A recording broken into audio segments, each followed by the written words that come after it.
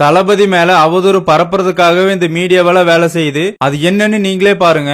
Hi friends, நான் யாருன்னு உங்களுக்கு நல்லாவே தெரியும். ஒரு நிமிஷம் இந்த அம்மா பேசணும் மட்டும் நல்லா கேளுங்க. மதுரையில மாநாடு நடக்குதுன்னு போதப்பா அப்படின்னு சொன்னேன். இல்லம்மா நான் மாநாட்டுக்கு போல ஒரு இன்ட்ரிக்காக திருச்சிக்கு போறேன் அப்படின்னுட்டு இவன் மாநாடு பார்க்க போனான்.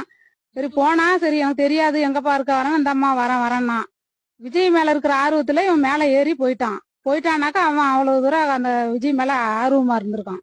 போன பையனா என்ன பாதுகாப்பு என்ன பண்ணலாம், சரி பொறுமையா போப்பான்னு விலைக்கு தானே விடணும் இல்ல நவுத்தி தானே விடணும். தூக்கி என்னமோ பந்த தூக்கி கடாசுற மாதிரி குப்பையை தூக்கி கடாசுற மாதிரி அவனை கடாசுனா அவன் கை கால் ஒடிஞ்சிருந்தது. இல்ல அவன் உயிருக்கு ஒண்ணுன்னா நான் என்ன செய்யறது, என் குடும்பம் இல்லாத குடும்பம், நான் எவ்வளவு கஷ்டப்பட்டு அந்த பிள்ளைய வளர்த்தேன் அப்படிங்கறது எனக்கு தான் தெரியும். இந்த வீடியோ எல்லாம் பாத்திருப்பீங்க. இது ஃபேக்கா நியூஸ், இது எங்க அம்மாவே இல்ல. தயவு செஞ்சு இது யாரும் நம்பிடாதீங்க. என் ஐடிக்கு போய் உள்ள போய் பாருங்க, எங்க அம்மா போட்டோ நான் போஸ்ட் போட்டிருப்பேன், போய் பாருங்க.